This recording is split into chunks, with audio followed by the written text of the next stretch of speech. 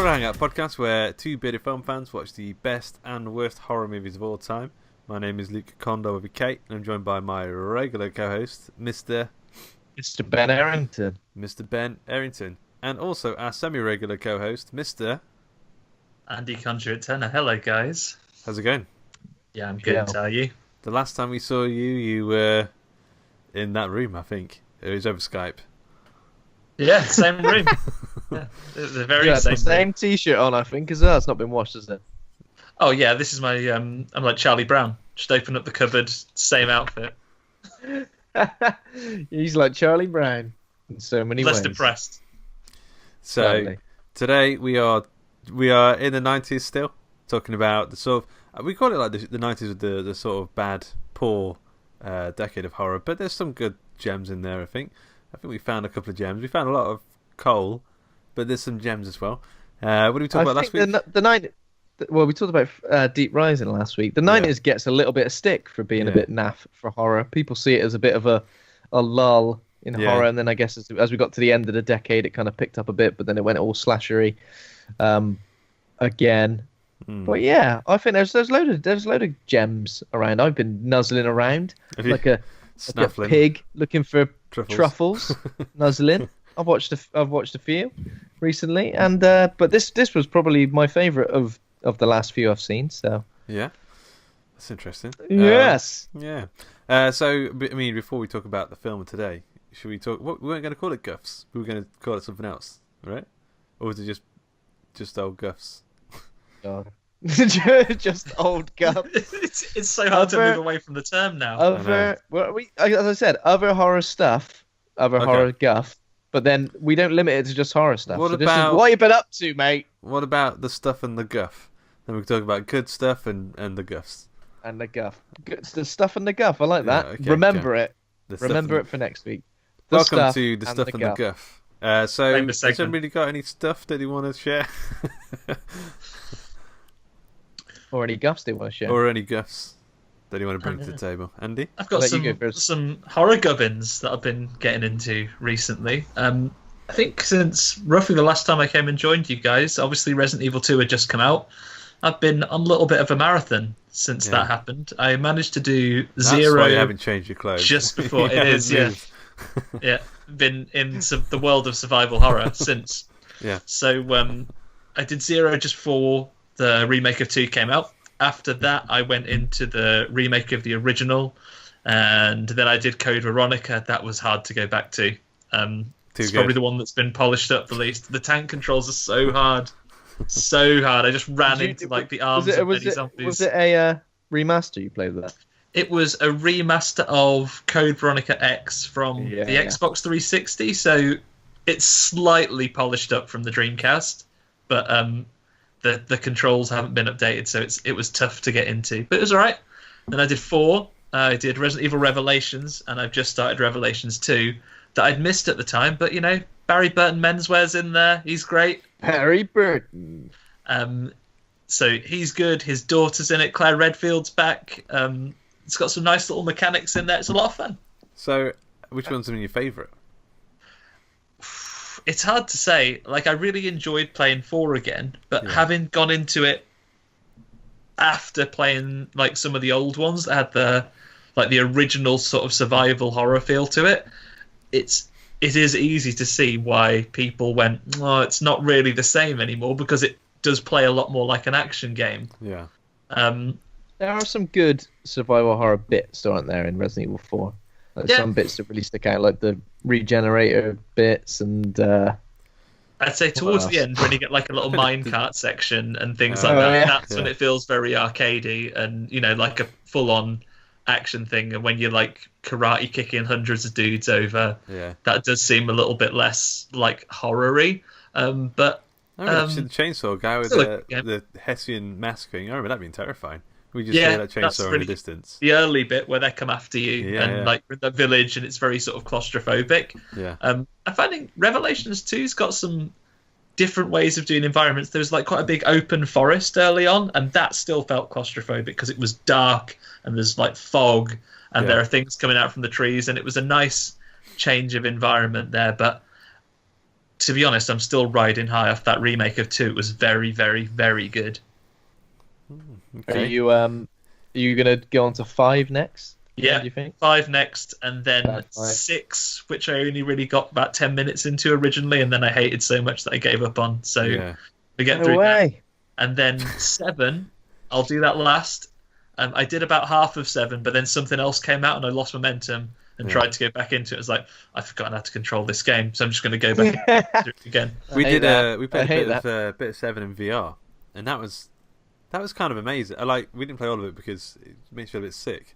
But the actual textures when you're sort of inside, in like the living room and the kitchen, when you open the fridge and you see like little bugs crawling around, it's quite amazing, like a technical masterpiece. Just looking at the sort of the grime and the rot of it all. But I would like to play it in VR, but I just don't think I had the cojones. I'm not sure I can take it. No. Yeah, I mean, I'm sure I'll be all right, but I do get a bit invested in VR, and and I get a bit confused in my surroundings as well. Yeah, I'll punch a wall, or suddenly I'm lying face down on the floor. See, that's what I'd worry about. Not so much playing the game, is that I'd be playing and I'd get really into it, and then like one of the dogs would brush past my leg, and my wife would tell me my heart would explode and I'd die. That could happen. How did he? He died doing what he loved, playing VR. There was shitting himself to death. My friend Frew had a mod for Alien Isolation on his PC, and we played VR that for a little bit as well, and that was pretty terrifying. But the worst thing about it though is just when you're like moving forward, when the games aren't designed for VR, especially when you're moving forward, it's that same feeling you get when you sort of when you're leaning back in a chair and you fall back. It's that same feeling when you're moving forward, as if you're falling away from the screen because you're not actually sort of moving, and it does really. I found I got really sick quite quickly, quite queasy. I think Resident Evil 7 they did some stuff it's more jerky, to try and limit that. Yeah, I think they tried not smooth the motion. I think if you ever have any vertical movement, it just blacks out and then reopens again when you level, because apparently that's really what makes you sick. But I don't have a VR headset, so I haven't got to worry about. How do you move forwards in Resident Evil 7? Because sometimes in VR games you sort of like teleport. Teleport almost. Is that how it is? No, I think VR. I mean, Resident Evil 7 I think was standard, but Resident Evil 7 is quite. Apart from when you turn, it won't turn like that. It will like block turn. But it's quite a slow game, Resident Evil 7. You don't feel like you're moving that fast. You know what I mean? Whereas Alien Isolation, you could sprint, and it was that's something that sort of made you feel. That's rough. Even the running in Resident Evil 7 is a bit like just a light jog, and it's just someone's trying to kill you, and you're just like, come on, get out of it. You don't want to run in the house. Late for the bus sort of run. Yeah. Late for the bus, but you're probably going to miss it sort of run. And die. Yeah. Or just crossing the road when there's someone that's waved you across. You're like,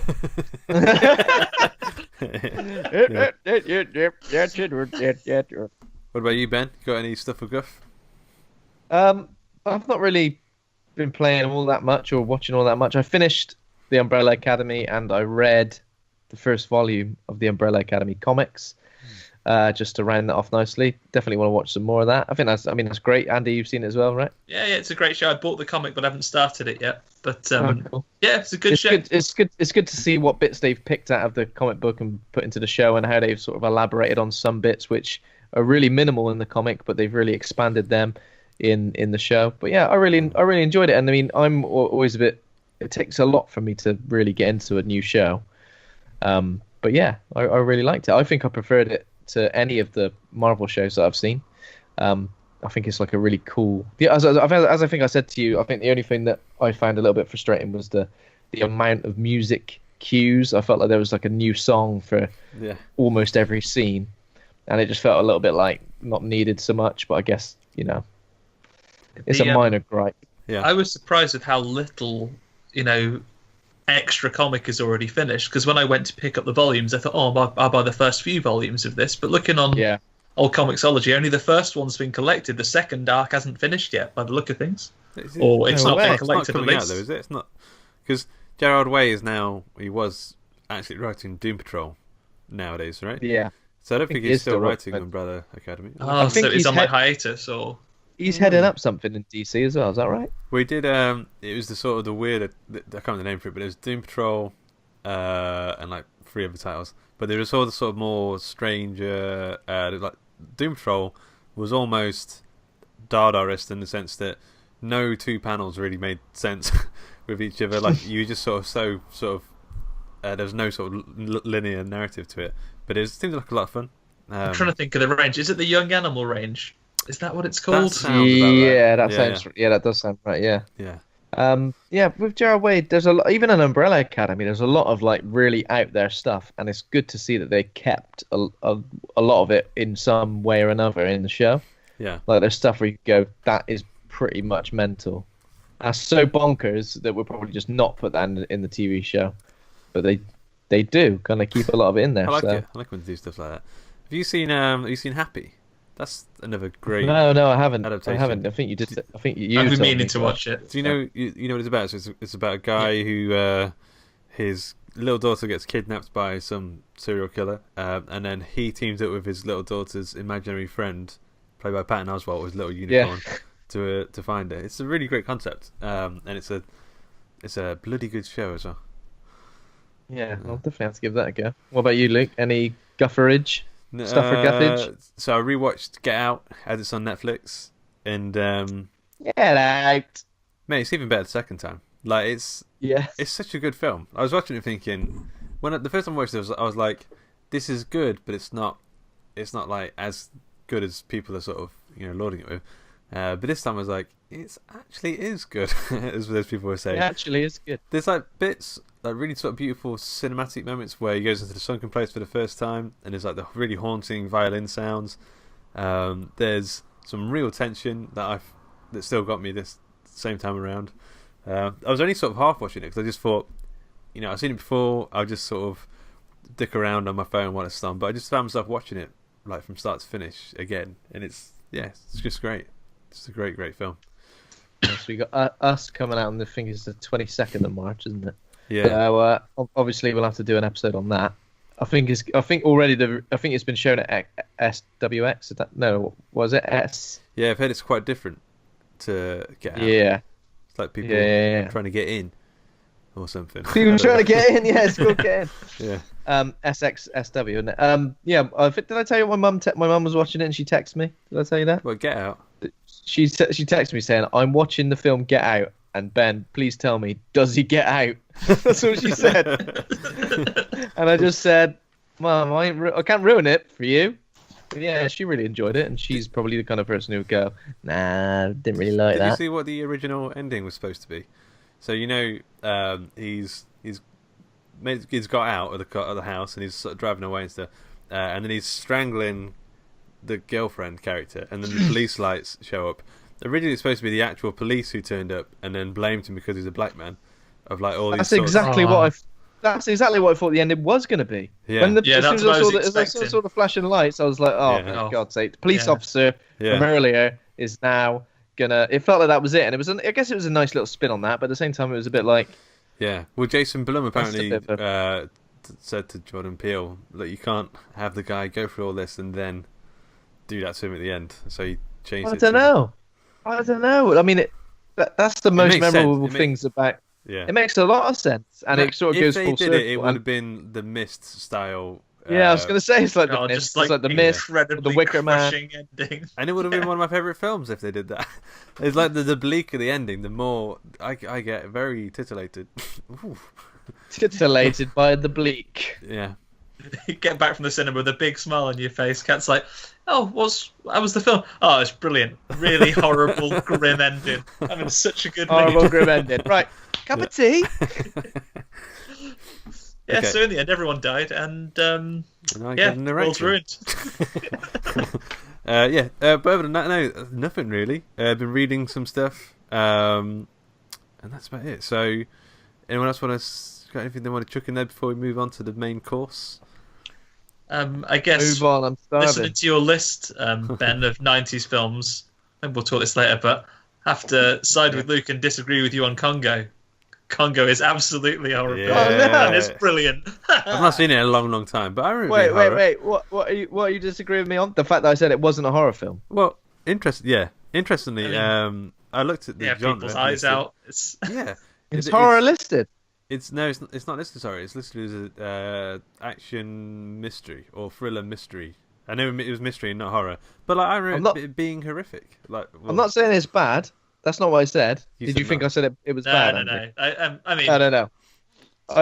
I do love Congo, but I think I would still say it's not. I mean, it's no more a horror film than Jurassic Park is. Okay, I'll give you that as long as we're not. Yeah. As long as we're not, speaking ill of Congo. Oh no, absolutely not. Those gorillas, I love Congo. They've got no umbongo. They Amy are furious. loves you. Yeah, I mean the gorillas are horrific. They're bad gorillas. They're bad gorillas. You say you'd seen Rampage, Ben? Yeah. Okay. What did you think to? I'm sure we talked about it actually a while back. What did you think to Rampage again? What did I think to what? Rampage. Yeah. I mean, I was That's as far as I could. It was enjoyable for what it was for the time I was sat in the cinema, but it pretty much vanished from my head immediately. Forgot it immediately.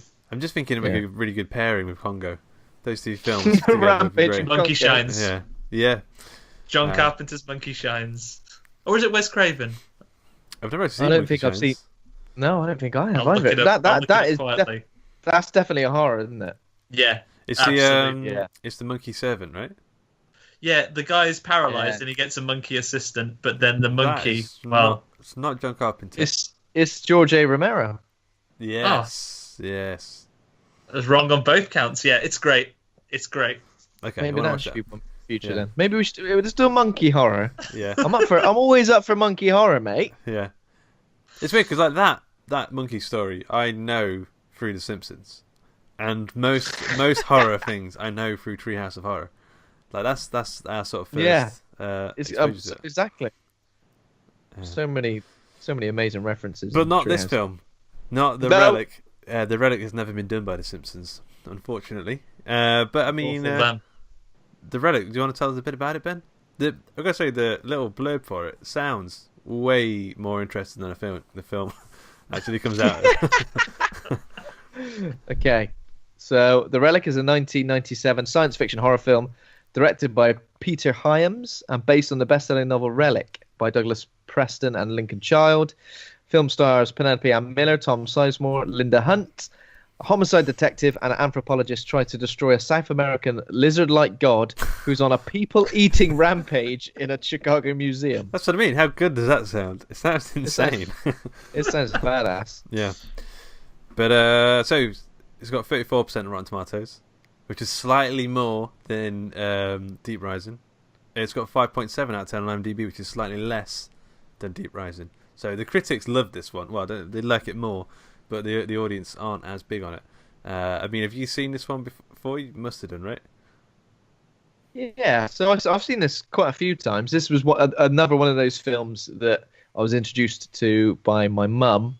And I think she's still like a big fan of it. I think when I told her I was watching it, she was like, "Oh, I got that on DVD." So yeah, I remember that this is another one of those films I remember seeing really young, and I remember like covering my eyes at certain bits. Like, so I guess I'm probably like 10, 11, maybe a little bit older, covering my eyes at certain bits. So there's still bits I see now and I go, oh yeah, I remember hiding from this bit, but now I'm brave enough to watch now it. I'm a big boy. Now I'm a big boy. Big boy now. And I think it was just like. It was the setting for me. The fact that it takes place in a museum, I thought was really cool because we've all been to museums. Have you?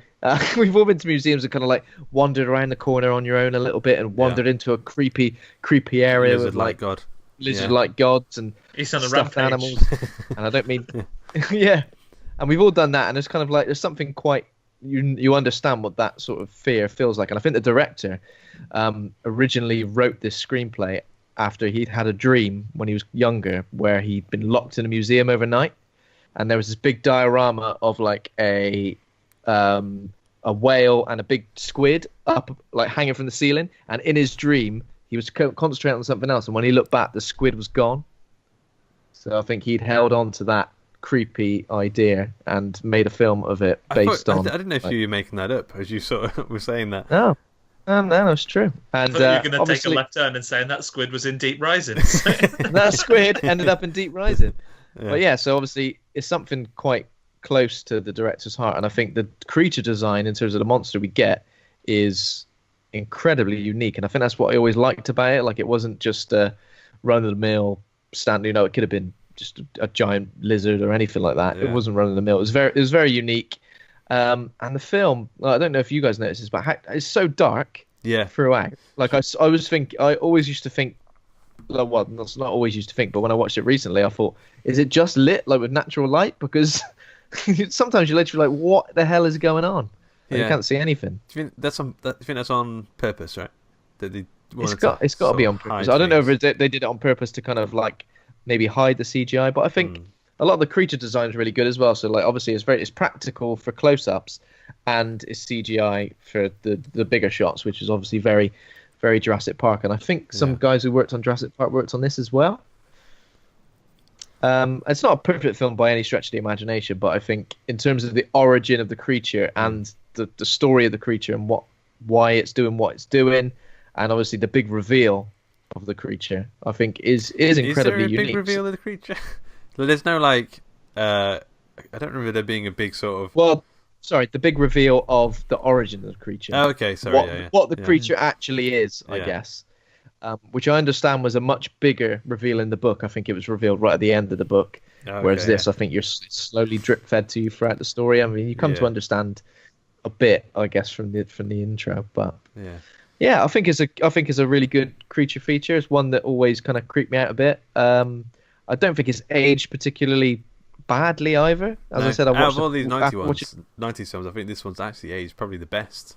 Yeah, definitely. And as I said, it's a unique setting, a unique monster, and even though it's not the most, engaging, it's not the best film, but I think because of those elements, I think it's still a really enjoyable experience. I mean, out of these 90s horror films, it's definitely the one that seems to be taking itself the most seriously in terms of, like, they've really drilled down on the fact that it's a Chicago film, and it's this is a unique setting, it's a unique creature idea.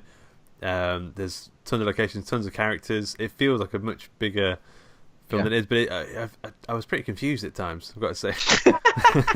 Little bits of Chicago history that just get thrown in there, with, like, the man at the docks that goes, "Oh, these coal tunnels, they were built in the late 1800s." And on your left, you will see the It was it was like that. A lot of, I think it was too many characters. I don't remember the creature being so obsessed with lopping off heads when I was a kid. That's like how he kills everyone in this. He whips them off super quick as well. Yeah, I thought that'd be a key thing, but I thought it was just sort of mold people. But no, it's got like things designed to lop off heads. Like, that's its prime purpose. Also, I remember really liking this kid. I think it just hit all the notes of, like, it's quite gritty and dark, and it's a nice creature feature, and it's like plenty of gory bits in there. But it's the tone of it, I haven't seen Species in a long time, but in my head it's kind of like Species, like the sort you'll have to go back to that again. New Shoes was a time. It's been a long time. This The Relic has a little special place in my heart. This was the first 15 certificate film I ever went to see at the cinema. Not to admit to crimes on the podcast, guys. Don't call the police. But I looked at the date this film came out in May 1997, and I would have been 13 years and 9 months old. Sucked in, UCI Tamworth. But did you have a little bit of stubble drawn on when you went in? I just talked about, like, work as I went, queuing up. So lads, are we all ready for our GCSEs quite soon that we'll be taking? Oh, those mock exams are real tough. But I mean, it came out. Back then, the films used to come out, like, in England, like, about a year later or something, and then like 2 years after that, there was like on DVD or VHS. I mean, they used to take ages. I used to remember, like, when I saw a film, like a poster, and I used to think, okay, I better just forget about that, and then remember it again in a couple of years' time when it's out on VHS. Just remember it. I remember my dad went for a business trip to the US in the very early 2000s, and I was like, please get me X-Men on DVD while you're there. Because it didn't work on a DVD player, I had to do it on the PC. It was a right old kerfuffle. Stitch yourself right up. I know, mugged off. Key players in this film. There's not really anyone I reckon apart from Linda Hunt, who, the small woman with glasses, designs superior costumes. She turns up. I recognise Tom Sizemore, an absolute legend of the. Oh, well, acting chops for cinema, name for porn. I did. I think he went into porn, didn't he? Eventually. I did Google him. I didn't see any porn. But he isn't dead, so I really get sad when I see that people are dead in films when I start googling them. But this other woman, Penelope Ann Miller, who plays the main sort of woman, she's in tons of stuff. She's in like Riverdale and stuff. I don't recognise her. I don't watch it, but I like to see that she's got a flourishing career. She was in Kindergarten Cop. She was, yeah. I like to see that, and I think, yeah, okay, good on you. But I hate seeing a dwindling career, and I just think, oh, poor. Just feel bad for them, and then they died. It's even worse. And then they died. Well, she's got a couple of films. It looks like she's got a couple of years left, and then she's probably going to go as well. Well, her latest film is called Deep Crack. Did she go porn as well with Sizemore? Is that Well, who's to say? Sizemore production. Sizemore did do like the Tom Sizemore sex tape. I don't even remember that. I didn't have it. Do you remember that? I don't think I saw it, but like it was a load of mental shit. Load of mental shit was happening in it. It didn't come out in the UK for years after release. I can't remember what happened, but like it was him with like some other women in it. Like I don't know if he was having sex with them or what. But in the video, if I remember right, in the video there was an extensive bit where he was like trying to put across the point that he'd had sex with Paris Hilton. But I was like, he's going on about it a bit too much. You can clearly tell that he hasn't. Yeah. He was off his nut a little bit. You wouldn't know if she goes to another school. Yeah, she lives up where my nan lives, up north.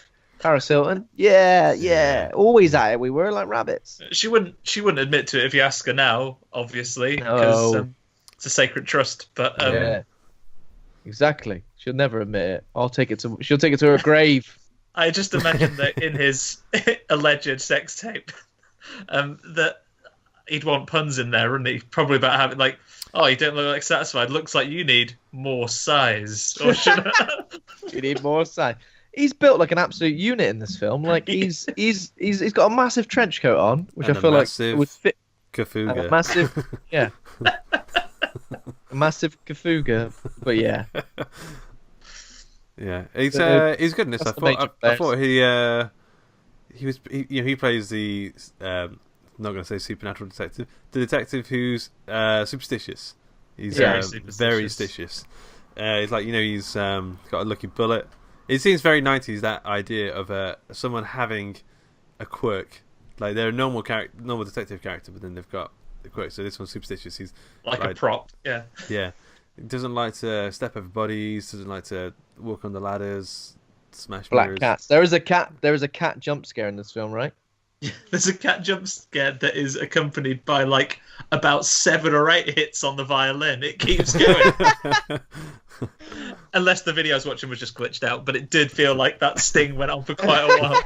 And then I think he says, "What the hell was that?" He's like, "Oh, don't worry about it. It was just a bit of cat." Yeah, but if it's a black cat, surely he'd be the one worrying about it. He'd be the one freaking his pants off. I don't think he got the jump scare actually. So. Oh, okay. This is a long-suffering assistant, isn't it? Yeah. So,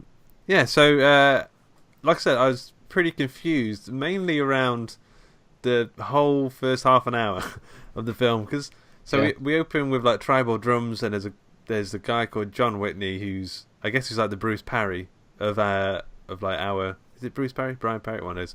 So he's anthropologist living with the natives, doing ayahuasca ceremonies, and he has a glass of leaf juice, doesn't he? And then goes mad because he sees shikaka. Well, no, that's shikaka. Shikaka.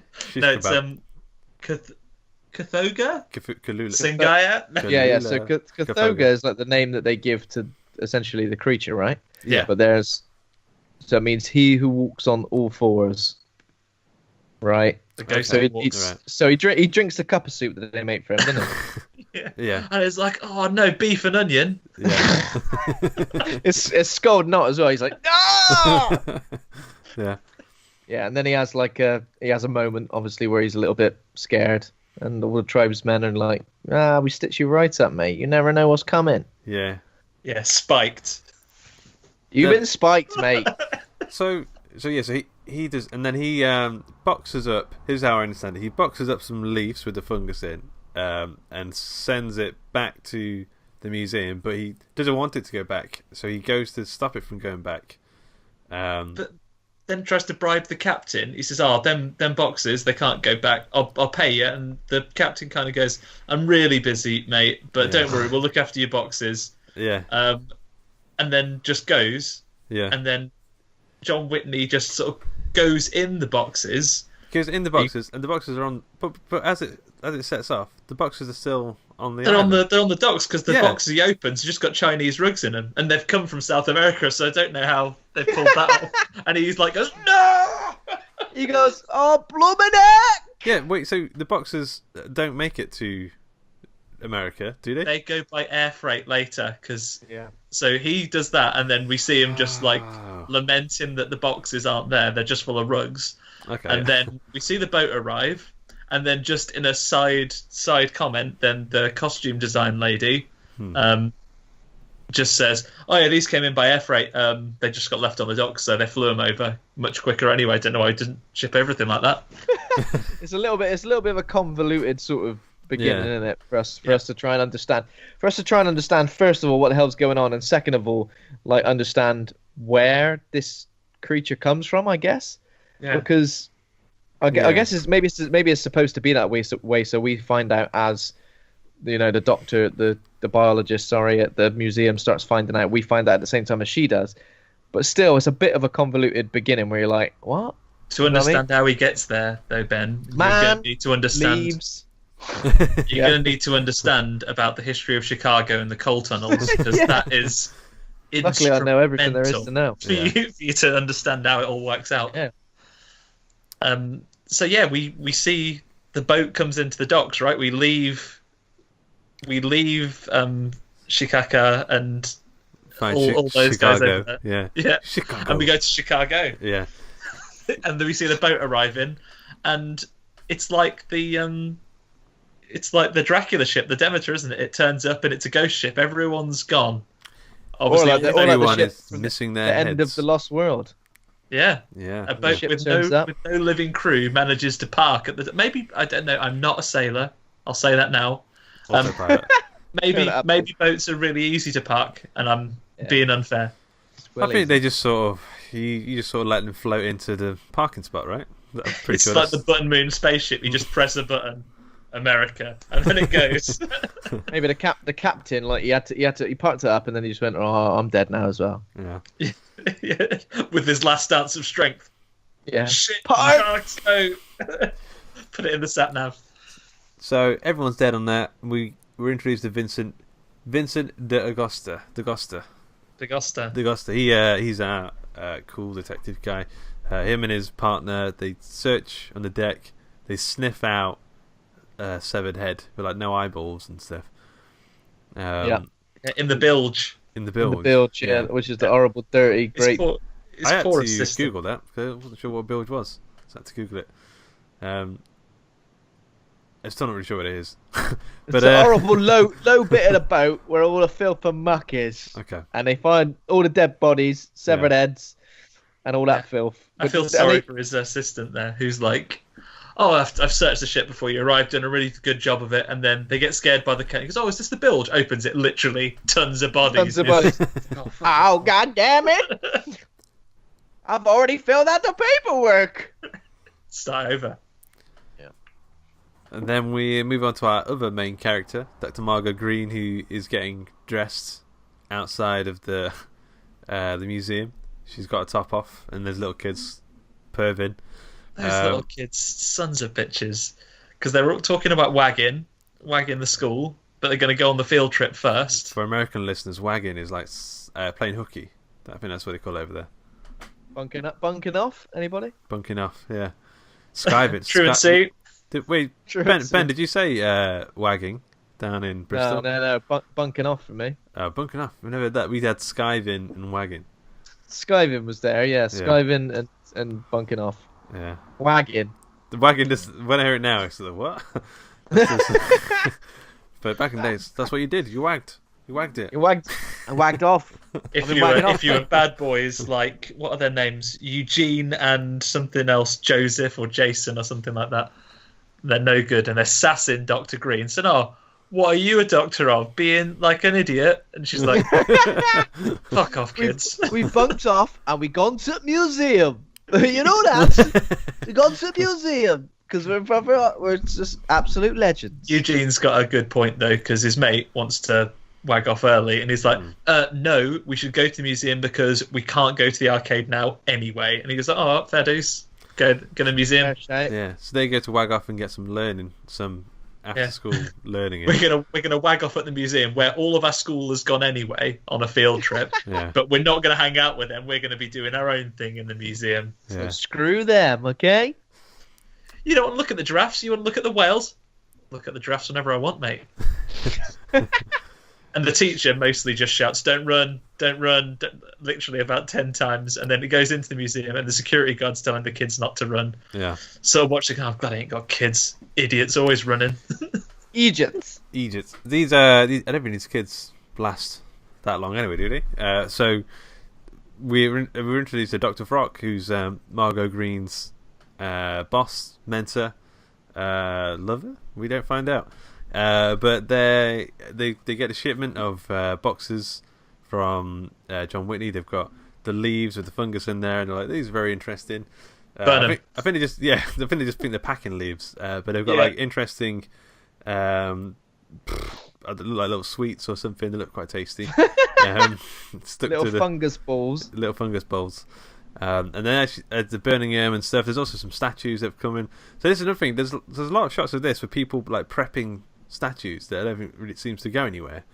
Like I remember, there's lots of shots of these little Cthulhu statues that get in. Yeah, they're kind of getting ready, aren't they? Because their big exhibit is about to start on superstitions. And then the two things that are arrive in these two boxes are one is the statue of Cthulhu. Yeah. And the other is just a box full of leaves. And then all these people that are all scientists say, oh, just leaves and that one empty. Idiot John Whitney. Oh, well, this can't be important. Ignore that. Burn them up. But they do let Margot keep one of them. You get to keep one leaf. So you keep one for testing. You can have one leaf. Bin all the others. And I guess the other thing that comes out of that scene is that Margot is furious because the Blastoise Foundation, that isn't their real name, the Blastoise Foundation are going to release their grant and she needs it to keep her research going. But slimy Greg, no good Greg, is he's after that grant, even though he's already had a grant and he's a piece of shit for doing it. Even though, as Greg points out, he's allowed to apply for another grant. Maybe his work that we don't know anything about is very expensive, but he's painted as the villain. It could be. He could be trying to cure. There could be reasons. He is a dickhead, but there are reasons for that. Like he's got a. He's dog eat dog out there studying at the museum. How to cure children that are on fire. No one knows. No one knows. It's like our Captain Planet never asks. Like, does Loot and Plunder pollute his factory because he's like, it's the cure for cancer. Yeah. That he's working on. But no, Greg. Need a backstory for this villain. Yeah, but no, he's just a weaselly little man, apparently. He's just a smarmy guy who's gonna be fodder for the monster, and he wants all the funding because he's very selfish, and he's going to take it from the Blastoise Foundation, whether Margot's happy with it or not. I will say there is a lot of characters in this which are pretty much just fodder for the monster, but they're introduced like seconds before, 30 seconds or so before they die normally. Yeah. So like that night, I think we get our first monster attack, and we get our second instance of a guy trying to do his business on the toilet and being murdered, because I think they're having a deep rising with a tentacle this time. You're smoking a tab, wasn't he? Yeah, he's punching a few darts in the toilet. He was smoking a cheeky tab, and he's literally, as soon as he opens the window as well. So I mean, he's first of all he's doing it in the toilet. Second of all, he's opened the window. Yeah. So he's polite, Yeah. And then someone's trying to grab his sneakers. He's like, just ask, man. And I wonder why he's doing that. Like, I know he's at work, but it's the 90s. You could probably smoke in hospital then. Yeah, it's a different time. You can smoke while you're performing surgery. Tapping out ash in the open wound. Yeah, not in the museum though, I guess, because you might make the dinosaurs go yellow. Stink up the bones. Yeah. Exactly. So he gets murked. Is a technical term. Murked. He gets decapitated as well. Yeah. Yeah. This so the next morning, I think it cuts pretty close when Degusta's looking in there and stuff. There's a brain. Oh, he's found the kids, hasn't he? Yeah, the kids. Because the kids are still in the thing. They're back again for more learning, and then they're still there. And they've stayed in the museum after it's closed. Yeah. They're like, oh, shouldn't we call for help or something? They go, no, because then we'll get busted for wagging school. And it's like, so you just live in the museum now? But then that's their life now. They're museum children. After we see Smokey Joe get done in the toilets, we think maybe the beast has got them, but then it cuts to the next morning and they're traumatized. That's a bit of a weird bit. They kind of look up in the rafters and then it zooms right in on one of them, and then I think, oh, did they die? I even had to rewind it to see if I thought one of them died, but no, they just got spooked. They survived. Yeah, they got spooked, and then all the police are around the next day. You know why though? Because Gufoga's seen someone smoking a joint in the museum, and he's like, he's dead. Sees two kids just trying to learn, like they're positive influence on society. So Gufoga's like, the good guys got no interest. Yeah, exactly. Yeah, I'll let you moral pass. Tale. Yeah, but yeah. So there's a brain on the floor the next morning. There's a brain on the floor, and there's a really stupid bit where like Dr. Margot ends up like sort of stumbling in. What an idiot! Stumbling in. Feel like someone's been murdered in there. Why? You don't. This is the men's toilets. Why would you even want to go in there? Yeah, because she was like, "Can I just borrow a?" Can I just borrow a toilet roll? Exactly what Can I borrow some bug roll, please? Because like literally, he wants to. And first, DaCosta does a little bit of everyday sexism because he's like, "Yeah, let me talk to Dr. Green. Send him to see me immediately." And then he goes to see it. And it's like Dr. Green, Margot comes to see him. And he's like, "Who are you, love? I was once to talk about and then like the other police sergeant's like, oh, this is Dr. Green. And he's like, oh, are you Dr. Green's secretary or something? Can you go and get me? Go and sort my dry cleaning out, love. Fucking hell. And then after she's brought to him, he like says, yeah, I want to ask you some questions, but not now because I'm doing a murder, even though I sent for you. And then he goes in to investigate, and then the bit you were talking about, Ben. She walks directly into the murder scene and then flips out. Head. Skids on a brain. he goes, what? She goes that. She loses typical women overreacting. Yeah. Always lose your shit. You see one person with their head off and their brain popped out. God. I saw heads off yesterday. I saw 5 heads off yesterday. I'm fine. All right? This is nothing to me. Desensitized to it. Exactly. So... DaCosta, did they think there's a connection between? They must think there's a connection between. They think there's a connection. They think there's like a killer, basically, like a killer on the loose. Someone who's going to make Jeffrey Dahmer look like a Boy Scout. I think they say at one point. I'm like, whoa, steady on, Jesus. Yeah. So basically, he wants to have the upcoming exhibition, like stopped and the museum closed. But obviously, Dr. Anne Cuthbert, who is played by Linda Hunt, tiny lady. Yeah. From The Incredibles, right? I don't know. I don't think it's actually her, but they based that character on her. Based on her. But she's also another 90s horror connection. She's in NCIS variant, isn't she? Where she's Ladies Love Cool James's boss. Oh. Yeah. And remember One Cut of the Dead, Ben? Yeah. That TV exec looked like an Asian version of her. Definitely. What, the one where I had racist subtitles on? Yeah. Yeah, that one. Yeah.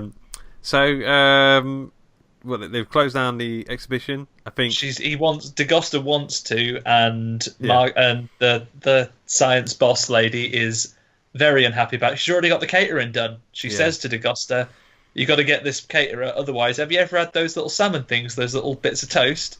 He's like, "Nah, mate, I don't think I have." And he's like, "Well, just." There's going to be fucking loads. Yeah. If you there's going to be fucking loads, and if you close this down, I'm going to make you eat them all. I don't care what you say. I'm going to sit down and make you eat them all. Mini pizzas, quiche, goujons. That's what she says as well. Bloody goujons. Goujons. I've got 3 tons of pink wafers at the back. All right. So this bloody thing is happening, or you're for it, mate, for the eye jump. But at the same time, she's like, hang on a sec, I'm going to look at these leaves again to calm down. And she goes on about these leaves so often she just goes on about hormones all the time. There's hormones in them. Just think is this where Margot has done she puts it in a machine that does the experiment and tries to look into these things, and she has the most 90s thing in this entire movie, which is customized sounds on your windows. So on Windows, when you put because when the test finishes, it does the sound of a car crash and like it does a little smash, like a skid and a smash. And I'm like, I remember customizing my Windows startup and close down sounds. I didn't think that was the film. You thought it was outside? Well, no, I just thought it was something. I thought maybe Cat had something on the Mac upstairs or something. I just heard that car crash. Like, what the fuck is that? It went out into the street, ready to help. Is everybody okay? Yeah, I would never put it as a PC doing that. Well, obviously, what happens? Is this before when like a tiny insect crawls into all of her samples at one point with the leaves and the hormones and all that shit, and obviously she leaves it to incubate in her fridge for a while, and obviously when she goes to take the samples out, suddenly there's a massive, great, big, horrible, mutated insect which she just squishes. And like any scientist, she immediately smashes the thing into oblivion. Yeah. I think that's a little later. I think around now we just get the beginnings of, when we're cleaning the bones for exhibit, we use these bugs to eat the meat off them. And then someone goes, some of the bugs have escaped. He goes, oh, well, sure, that won't come back till later. Yeah. I think this is a bit of a prequel to Starship Troopers as well. The bugs in it. Also, that bug would be a great food source, if you can make a bug grow like that, ripen up overnight. But I think it's this time where Detective Augusta, Jesus Christ, Detective Augusta gets the head examined. He goes to the autopsy, doesn't he? And there's the very sassy. She's like a stand-up comedian, constantly pumping out lines. She is for someone who has a very grim job. She's like, his brain's light, even for a guy's brain. Am I right? And she's like got a silent assistant. She's nudging him. Yeah. And then he says something like, don't you agree? And he's like, yes. He's like, I can never shut that fucker up. Yeah. So they find out that the hypothalamus has been extracted from the brain, which is a bit of the brain which has got enzyme in it. What? Is that it? It regulates your body temperature and is chock full of delicious hormones. It's basically delicious. It's basically the most delicious part of the brain. Somebody is eating or just taking this bit of the brain, which is weird. It's weird, isn't it? Just like the bodies in the ship, though. It's missing from that one, and he gets his long-suffering assistant to check the autopsies to see if that's true of all of them. Yeah. God, imagine getting that phone call. Bet. Can you just check all these brains to see if they've been and he gives him Nando's. He'd be glad he was in Nando's because DaGosta, little bit of a son of a bitch, isn't he? He says when he phones his assistant to get him to check the brains, he goes, it's me. Hope I interrupted your dinner. I bet he's on the other line. Halfway through his pot noodle, it's going to go cold. He's got a pot noodle and 2 Finder's crispy pancakes. He's just about to tuck into. It's probably the first thing he's been able to eat after finding a bilge full of dead bodies. He was like, probably in the mood for some Finders now. Come on. And he's like, all right, I've interrupted your dinner. Go and look at them brains some more. He's like, go look at those brains, mate. So they don't link it up straight away, do they? But I think they send a couple of policemen down into the coal chutes to look for... To have a look, because the museum is inexplicably connected to a huge network of tunnels that go under the entire city, and they're going to find out who might be hiding in the museum, because otherwise all that food that's been gotten by the caterers is going to go to waste. So they're down there looking. Yeah. But then they get attacked by a homeless man. There's like a homeless dude who basically hears police coming, so he goes, is that police coming? I know what I'll do. I'll go, I'll jump out like a civilian in Virtua Cop. There's another 90s reference for you. Yeah. Hey, don't shoot! So that's exactly what happens. He gets pumped full of lead. And he's got like an axe. He's got a couple of hypothalamus lying around. Like he looks pretty suspicious. Orgy of evidence that this is definitely the guy. He's got the security guard's wallet on him, hasn't he? I wonder where you got that from. Yeah, exactly. He's just been milling about and he nicked it. So basically, everybody is like, right, case closed, that's it. But obviously, Detective Augusta, like, I ain't so sure. I'm not so sure about this orgy of evidence. Yeah, and one of the dudes, the museum's head of security guy, does a real dick move and goes, right, you don't want the case closed, eh? I'll get my mate on the phone. Gets his mate, the mayor, on the phone and goes, all right, mate, you looking forward to coming to the opening tonight? Yeah. But then the mayor's like, I'm looking forward to my wife's cleavage. Cleavage. My wife's got boobs. Did I mention my wife's got boobs? This comes back a little bit later. I'll mention it now. The mayor's chatting on. He phones up and he's straight away. He's giving him a power play, isn't he? He phones up and says, "All right, what's your name?" It's like, "Oh, it's Lieutenant D'Agosta." It's just your first name. It's like, "Oh, it's like Jim." So, "Oh, do you mind if I call you Jim?" It's like, "Yeah, sure. You can call me Your Honor, the Mayor, Your Majesty. You can call me that." Anyway, and he talks about his wife's cleavage and said, "Oh, everyone's seen my wife's cleavage. What won me the election?" Later on, his wife is in the film at the dress he mentions. Spoilers: the gala goes ahead. Yeah. And by modern standards, I'd say that dress is not as outrageous as he makes out. It's quite a sensible. It's quite a sensible evening dress. He oversold it, didn't he? He oversold it. Yeah, I mean, there's nothing wrong with showing like a little bit of cleavage, but that mayor made out like it was something obscene, and it was not at all. It was just a nice evening dress. Low cut.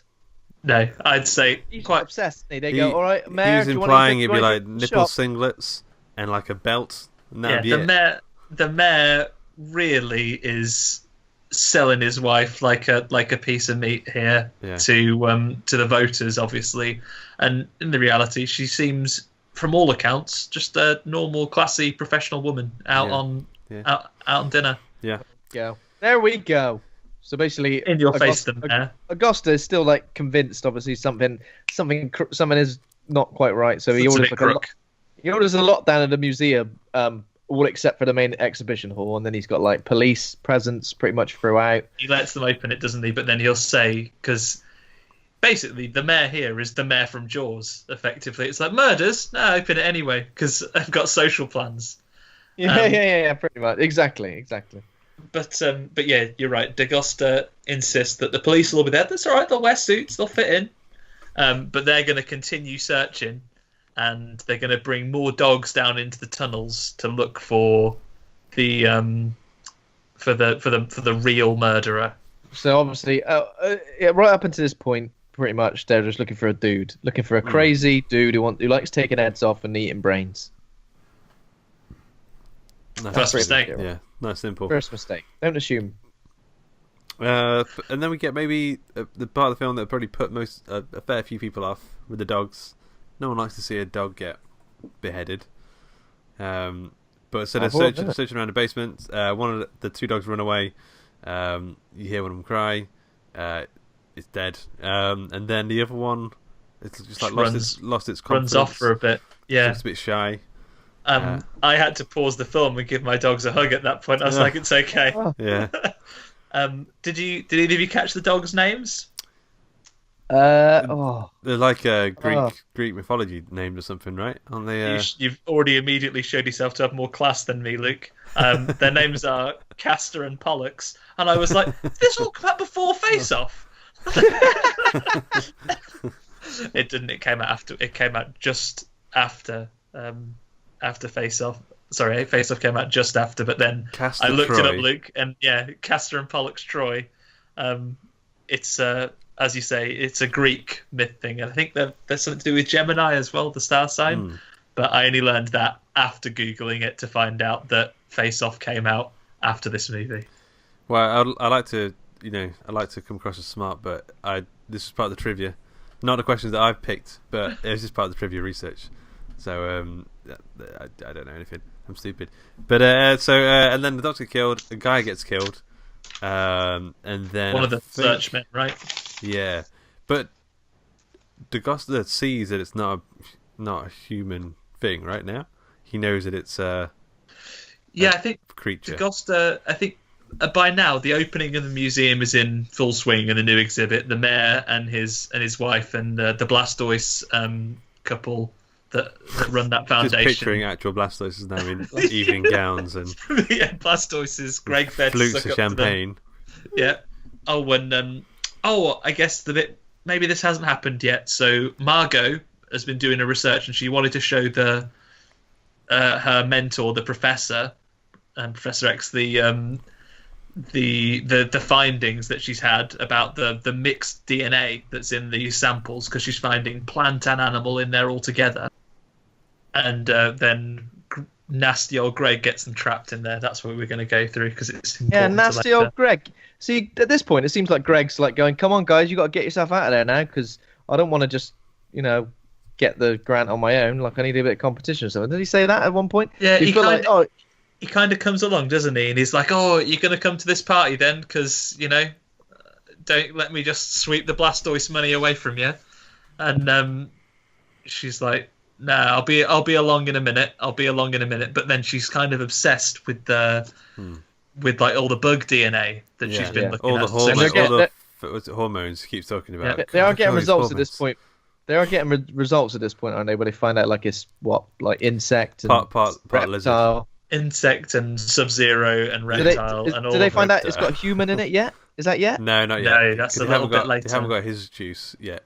I thought they found out it was human, but they weren't sure who. Well, later on, they get the bug juice from because he secretes as he's bashing something against the door. She's like mops up his juices with a bubble wrap. That's a little bit later, isn't it? And that's when she gets that which human it is. Yeah. But for now, she's showing the Professor, and meanwhile, because DeGosta has said, okay, all the police are going to be here, but you can open the main exhibition bit, but you're going to close down all of the labs at the side. So they go, fair play then. And then I think, is it one of the policemen, or is it head of museum security? I think it's a policeman. Asshole Tom. And they go, Greg, weaselly, sleazily Greg, comes along and says, I've just been there. No one there, mate. Lock it down. Yeah.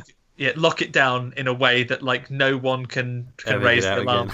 Yeah. Completely seal the area. Seems a bit mental to just seal off an area completely, I guess, but I'm sure if the police were going to be there, like if they were closing a bit of the museum, you just stand a guy there and they go, closed, sorry, not somehow hermetically seal the room. Yeah.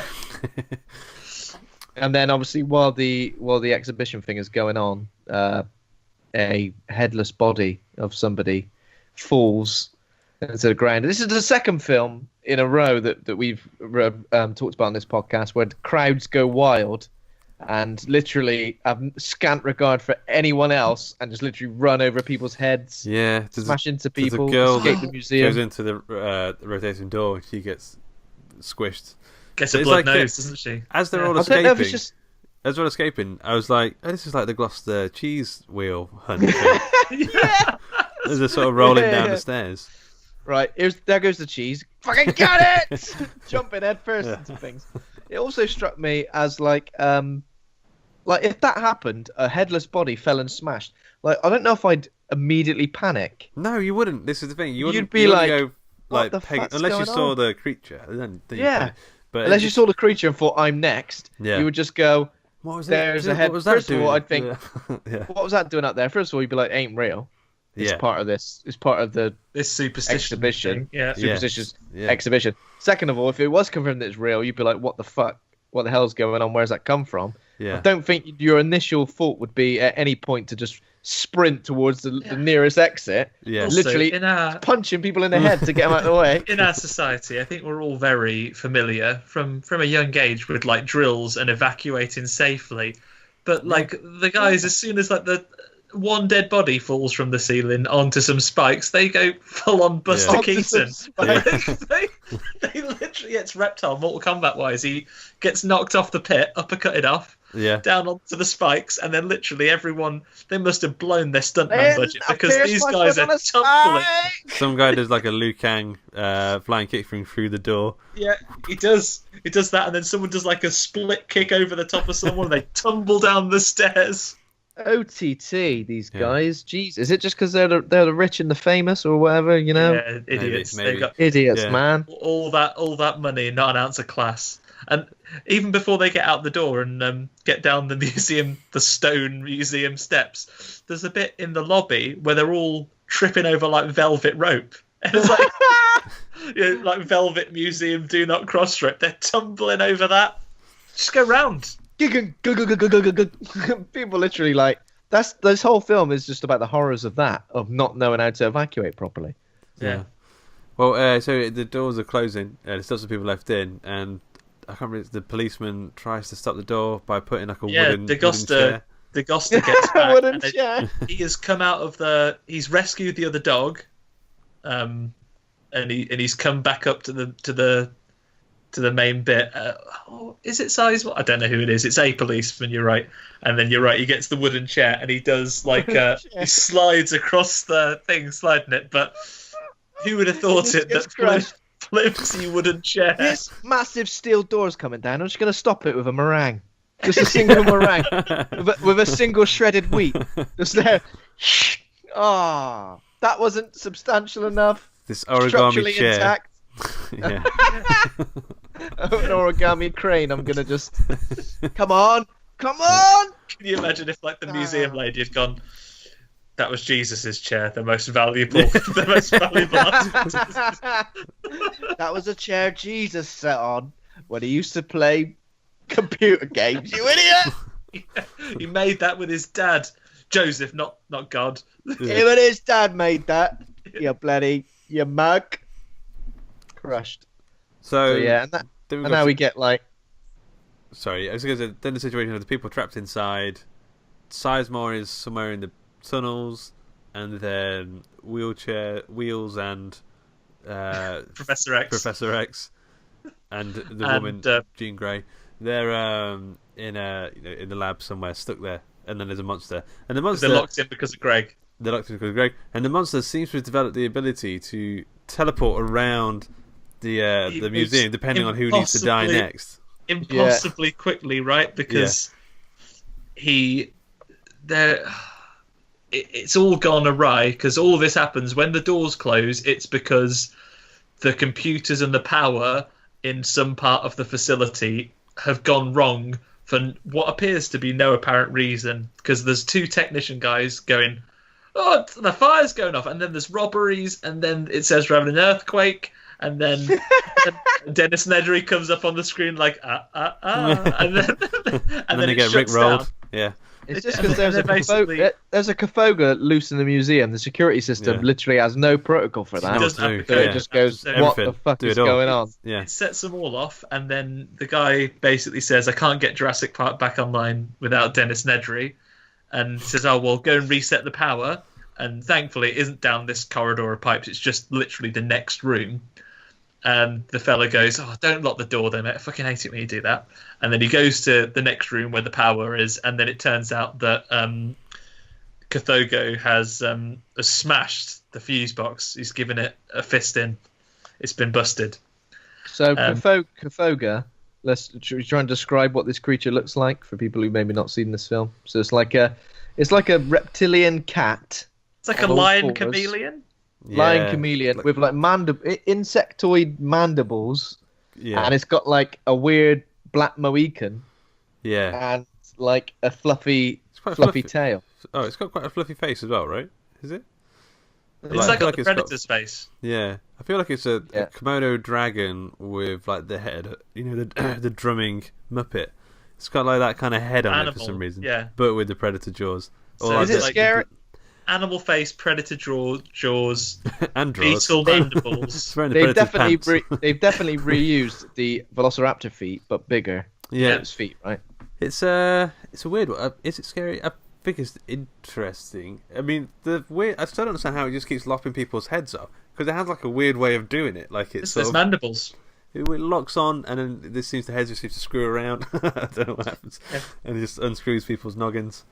I think it is kind of scary just because it's so strange. So I think that's what scares me about insects. I don't understand how their mouths work. How they bite and stuff? Because they don't have like chompers like that. I don't really understand it. So I know what you mean. It's scary in that sense. It's scary because it's strange, and I guess you kind of think like, what the hell is this thing? And like every glimpse of it you get, you kind of see a new It's a little bit different every time you see it. It's much like the story of the 7 blind men and the elephant. Like, you might see the tail. Exactly like that.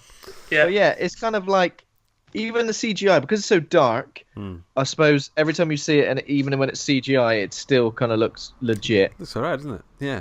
You know? Yeah. So, there's...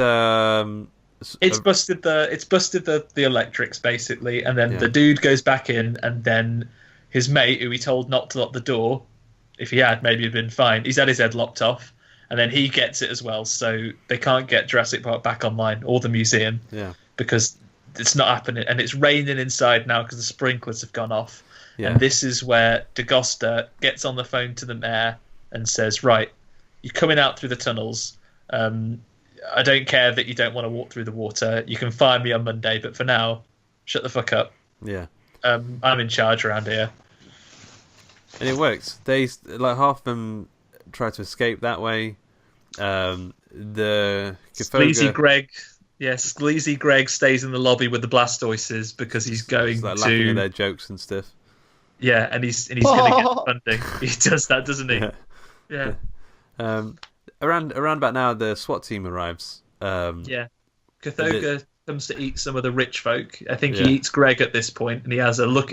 He has a fake out scare, doesn't he? He runs away because the policeman who stayed in the lobby gets eaten by Cathoga, gets his head off, and then this looks pretty good. The CGI, like with the like deaths and stuff, look pretty legit. They don't look too ridiculous. This is the point where we first see the monster, like full body, right? We see all of it because it chases Greg into the darkness of the exhibit, and he sees his face in a broken mirror, and he's like, "Oh, no, it's just me. It's just me." And then there's a monster behind him, and he gets got. Serves you right for being ambitious, Greg. And then we see the SWAT team, as you say, they start coming down, and we sort of have... This is where the film sort of goes from Alien to Aliens, right? Because then you've got full-blown action scene. Yeah. The SWAT team come through the roof, and immediately you'll get chumbled up by... It's one of those things where the SWAT team seem to come down to a certain degree, like halfway down, and then go, "Oh fuck! Get me up! Get me up! Get me up!" Well, It happens sort of like 3 times in a row. There's 3 SWAT team members. Well, there's 4 SWAT team members. One goes down and gets his head off. The other one goes down, and then he gets like plucked out of the sky. And then the third one goes down, but then decides to go back up, and he gets his body chopped off, which tends to happen. He pull him up. This looks pretty legit as well. Him coming up in half. But then the guy next to him does the yeah. He like looks at the sky. Yeah. Like, the first thing you do is go, "What the fuck has just happened?" And maybe run away because whatever it was that lopped him in half might get you next. But you kind of go, "No." I'd like to see the backstory. He was one day away from retirement. Jerry, there's like a love story happening there. They were going to escape together that night. Yeah. But we got to do it. Museum's being robbed. We'll go and sort this out, and then we'll leave together. And then he gets lopped in half, and he goes very quiet when he gets lopped in half. He's like, "Get me out! Get me out! Get me out!" Yeah. I wonder how long you live for after you've been. It must be a weird feeling, though. Must be unpleasant. Oh! Well, he didn't even say "oh." He just went. I imagine it's like you've done a very large explosion. Do you know what I mean? Like you've done a very large. You passed a very large. His poor mate though, screaming, or it's not his mate, maybe his lover. My lover was killed by a half lizard demigod. Yeah. A reptilian demigod. In therapy, when they're talking about, they're like past trauma. It'll go on to Jerry Springer like a couple of months. My lover was killed by a There's a guy demigod. like runs on wearing like a demigod costume. And like he's here tonight. You're gonna face him. And he comes back in, and then like that Steve guy's holding him back, and it's like, You killed my lover. You cut him in half. I had to eat the bloody hypothalamus thing. I had to, didn't I? I had to do it. Why did you eat the bottom off then, dickhead? That's a liar. The lie detector shows that is untrue. I wanted the brain as well, but it's all I could get. Fucking hell. You were yanking him up. So at this point, so that's all happening, and then the ones in the basement, running away through the tunnels, are on the phone to DeGosta, and they're like, "Yeah, he's tailing us." And I'm like, "He's not tailing you. He's in the SWAT room. He's eating the people in the lobby." Is that more than one? But the scenes there do go back and forth because, like, literally, Kothogo's face might have come up and gone, and it yeah. It literally, as soon as he was finished with the SWAT team, he just went, "Fucking run!" Well, yeah, run! He runs there. That weird, like, cartoon noise, and he makes it to them, and then he lops off a blonde woman's head, and then he turns around and he's gone back again. He's gone somewhere else. Yeah, he's slurping people off under the water. He gets a couple of people down there. Yeah. He has people's heads off. Does he always like stop and eat the brain? It seems like he's just cutting heads off and leaving them. Wasteful. He's like, save him. I kill him now. Eat the brains later. Yeah. Unless it's part of the process of him taking a head off. He's like sort of ripping up into the hypothalamus. I've never done it myself. Maybe the head comes off as a side effect, and once he's got that bit, maybe that's like like the linchpin of keeping your head on. Once you've had keep on. It just drops off. He's just addicted to hypothalamus, isn't it? He needs to go cold turkey. I reckon. He's a hypothalamus junkie. He can't get enough. Yeah, some people are addicted to bass. He's addicted to hypothalamus. I think at some point there's been a discussion at some point, because then between running in the lobby and running down into the coal tunnels, which have existed in historic Chicago since the late 1800s, and actually run right down to the docks from the museum. Yeah. He's run back to the labs where those people are hermetically sealed in. Remember, they couldn't get to the main party. He's seen them and he's trapped them in the room. Because he was at the door, he ran, and they closed the door, and that's when he bashes the door and cuts himself because Margot grabs his juice on a Kleenex and puts it into the machine. So that's already happened. Then after he's slurped those people off in the water, he goes back up there.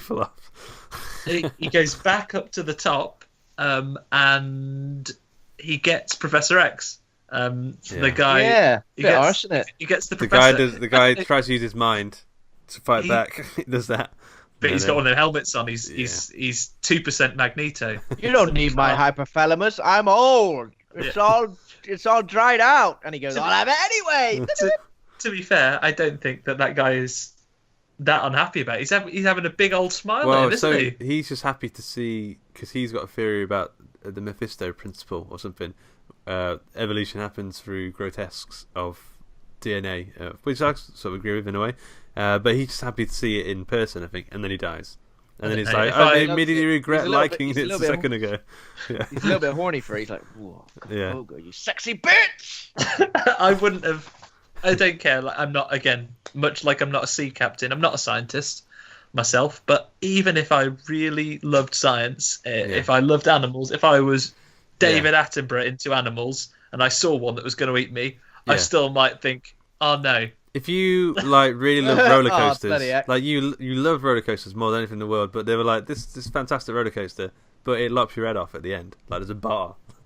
Like you would just go, nah, skip that one. Can I just watch the video? I won't do that one. Yeah. Do I get a photo? You've got to be this short to ride. To get onto the thing.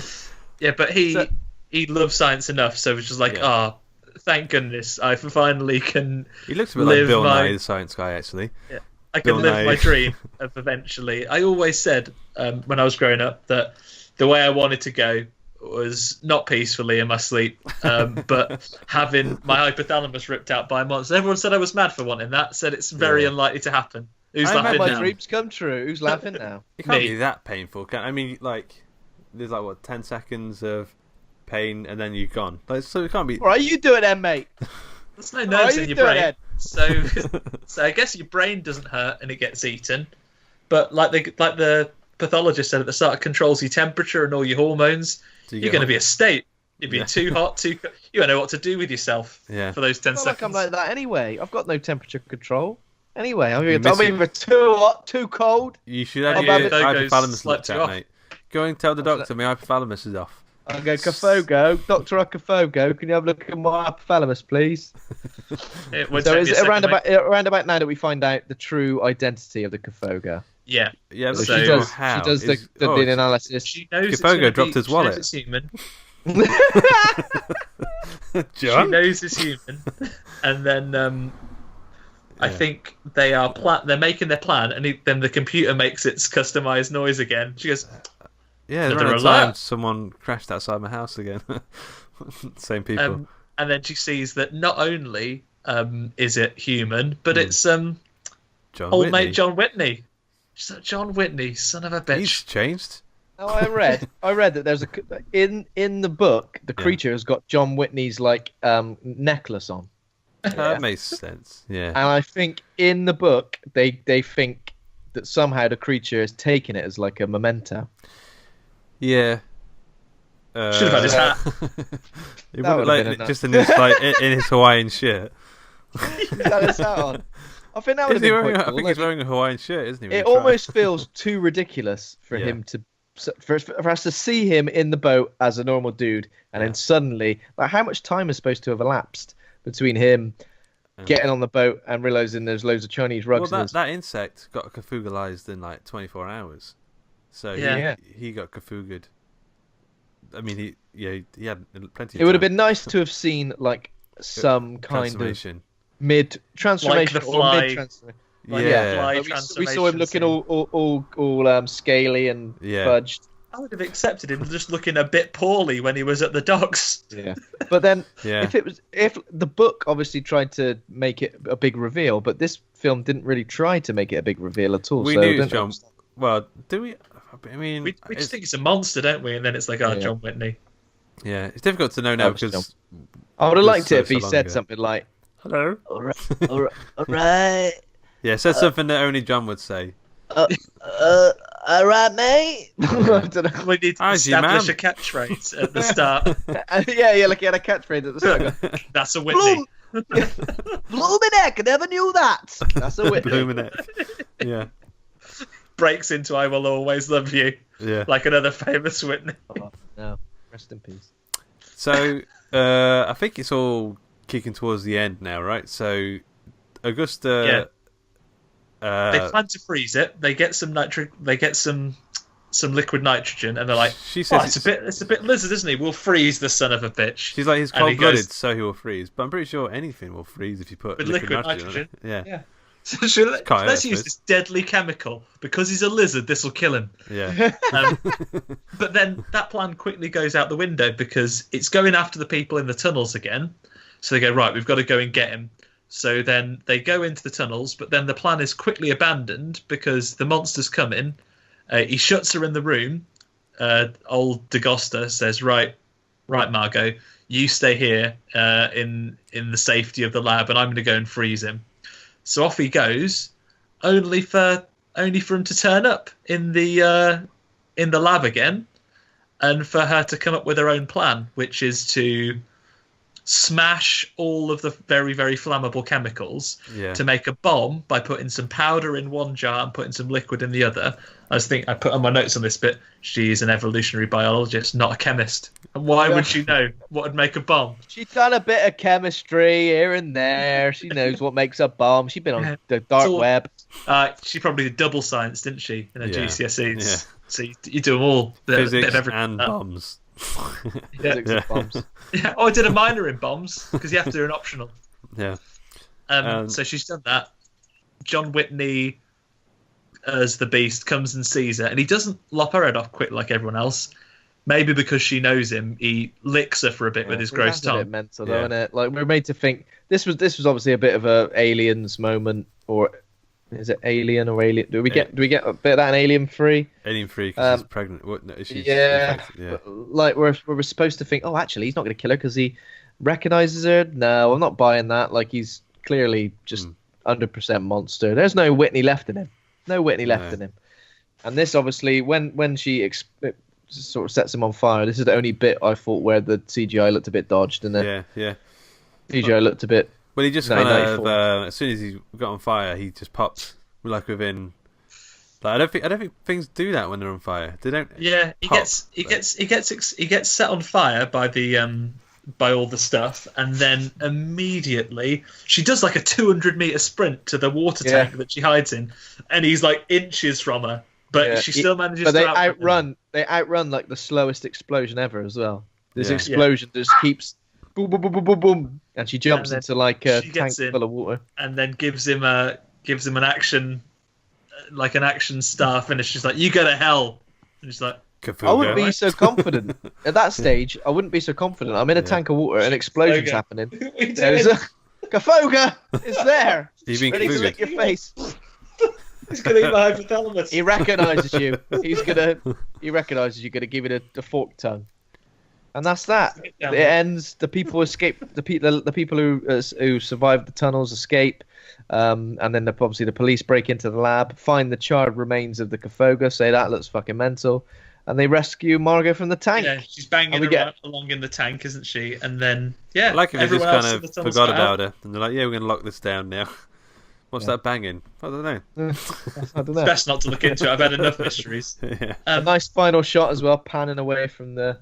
I love it how the mayor is on side with DeGusta when they get out of the tunnels. He just says, "Go easy on DeGusta. He's had a lot." I think the police chief's going to be like, "Oh, that guy will be back in a squad car," and he's like, "You go easy on him, mate, because he told me to fuck off today, and I respect that." I respect him telling me to fuck off. And have you seen the Tom Sizemore sex tape? Quality. You get down. Go on. Nice. Peng. For the audio listeners, Andy's dog is going right for the hypothalamus right now. Number 1. Which space rapscallion turned down the role of museum rapscallion in this film? Kind of in Harrison Ford again. Harrison Ford. Oh, sorry, I think he tends to. Could it be Harrison Ford? Harrison Ford turned down the role of DeGusta. The production's budget was then He's turning down roles. Is this the same? It's the same thing. It's the exact same situation that happened with Deep Rising. He's like, I just don't want to be in any 90s horror. I'm holding out for. Congo. Has he been in any horror before? What Lies Beneath? Is that horror? Yeah, sort of like ghost, like quite horror, isn't it? Yeah. So I guess he's not a fan of monster movies and stuff. Number 2, how many minutes of screen time does the Kafuga get? Oh, interesting. Not a lot. I reckon 12 minutes. That feels like feels like a lot now I've said it. I think he gets slightly more. Are we counting his screen time for when any bit of him is in shot? I'm going to go for 15 minutes. What about when John Winnie's in shot? He counts. You guys are confusing the question. It says 4 to 5 minutes on IMDb, so we're going with 4 to 5 minutes. 5? So I think it just means actually in shot. That sounds about right. Yeah. So number 3. Right, go on. Number 3. How many heads were lopped off in the film? And this is on-screen loppings, by the way. This isn't stuff that we don't actually see off-screen. This is on-screen loppings. Andy, what were you going to go for? I think he does quite a lot of loppings. I'm going to go for 18 loppings. Whoa, that's a lot. I'm going to go considerably less. Yeah. I'm going to undercut you and go for 10. So, by my count, was 8 on-screen loppings. There's quite a lot of stuff happening off-screen where people get dragged off and so you don't really see what happens to them. Even 8's quite a lot when you think about it. Yeah, for one film, how many... Like, someone gets killed the same way. Do you know what I mean? They normally mix it up. Get an axe to the head, to the groin, blender or something, but no, there's just head loppings. Lopped. Yeah, I probably didn't adjust for the off-screen loppings. I think you might see 18 lopped heads, especially all those ones in the bilge. Maybe that's closer. Maybe I'll be closer then, but yeah, maybe you need to go and count. Go and count them, Luke. All right, mate. All right. Okay, number 4. What language does the ship's captain speak? The language of the sea. Andy? I mean, pirate. I've heard him speak English. Okay, well, it's a bit of a trick question. So the ship's captain at the beginning is supposed to be speaking Brazilian Portuguese. In reality, he's speaking gibberish, mixing Spanish and Portuguese with very basic grammatical structure. So he's talking nonsense. But, Who hired this guy? Speaking of who hired this guy, I had I had irreversibly the subtitles on the version of this film I managed to watch. Couldn't turn them off, and the subtitles were, very superior to the actors. They write the subtitles as espresso, but the actor definitely says, "I love an espresso myself." I definitely heard that. That's definitely a pet peeve of mine. I love an espresso. Do you? You love a what? There's a lovely coffee chat at the beginning because he mentions a mocha, a cappuccino, and then he goes, "Oh, I like an espresso myself." But you were there, then, oh, fucking hell. This guy. Yeah. Oh, what an expert! So this last one, it may be a little too difficult. So you do. What part of the brain is it that the Kofoga finds so tasty? Hypothalamus. Yeah, we talked about it way more in this episode than I thought we were going to. Hypothalamus. The hypothalamus. So you both got fantastic scores. I hope someone was counting. But yeah, well done. Thanks, mate. You're very welcome. So now we need to rate the film. I hope you carefully considered what you're going to give this classic 90s horror movie. Andy, would you like to take the reins? Take the reins. You know what? I enjoyed this. I know we go through these and have a laugh at some of the sillier elements of the film, but you know what? It was a good laugh. Like Ben said at the top there, I think it's actually held up a lot better than some of these others did. Got a soft spot for it because I saw it early, and I think it's in a genre of movies that I like to a little sneak back to every once in a while. So for me, I'll give it a C hypothala plus. Whoa. A C hypothala plus. Interesting. Ben? I think I'd go one higher than that, just because I think it has got a special place in my heart, and it was one of those films that. Oh Jesus! Jesus Christ! Can't even believe it, man! I can't even believe it. So I'll go for a B minus, I think, because it's a very, as I said, it's a very unique creature feature, and while it's got a lot, it's naff in a lot of ways, it doesn't seem to have aged particularly badly. It was still a good time. I still found it very engrossing. Let's go for a B minus, baby. Well, you've both gone a bit higher than I thought you were going to go. I think it's good. I don't think it's amazing. I think out of all these 90s ones, I think it's definitely held up the best. So I'm going to give C minus. Hypothala minus. Still pretty solid. Yeah. We've all been pretty nice to the old Relic. Yeah. Kofoga man. I think after Deep Rising as well. Deep Rising, the more I think about it, the more sort of like kind of lame it was. Yeah, I gave it. I think maybe I gave it a C minus, but now in hindsight, maybe I was being a bit too generous. You can give it a bit extra for Kano though, surely, and Sagat in the same movie. I'll give it a little bit extra for those two. Oh, wait, Sagat, was that the mercenary? That was Wes Studi, wasn't it? Okay, yeah. Okay, I'll go back to that last film and rate it. Go and watch it again. Go and watch it again, Luke. No, I don't want gave to. It a D plus. I don't want to. Okay, so this show is brought to you by Hawk and Cleaver. Head over to hawkandcleaver.com. Become a patron over at patreon.com/Hawk and Cleaver. Head over to www.hordecomics.com to check out Andy's comic books. It's like horror, Horde Comics, and my brain's gone blank. What's the other comic called, Andy? Revenant. Revenant. I was going to say Ravenous. That would be wrong. Thanks to Covax Cameron for our theme music. Thanks to Acast for hosting the show. Thanks to the listeners. If you enjoyed the show, give us a rating and review in iTunes, and remember to hit subscribe. Thanks to my co-host Ben for being a right or a dude. Thanks, Luke. You're very welcome. Thanks to Andy for being a right or a dude. Thank you very much. Thanks, Andy. All right. Cheers.